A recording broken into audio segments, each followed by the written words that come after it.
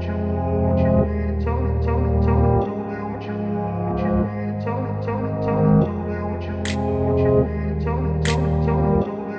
عليكم، مرحبا، أسعد الله أوقاتكم أينما كنتم. الناخب الوطني طريق سكتيوي يقود أسود الأطلس في كأس إفريقيا.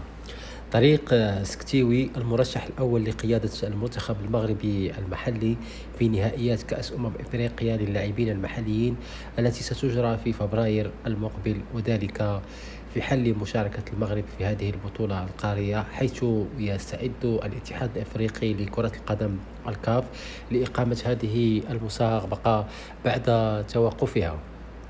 وتستهدف الجامعة الملكية المغربية لكرة القدم تعيين مدرب المنتخب المغربي الأولمبي على رأس النخبة الوطنية التي ستشارك في كأس إفريقيا للمحليين، المقرر أن تستضيفها كينيا وتنزانيا وأوغندا في الفترة بين فاتح و 25 فبراير 2025.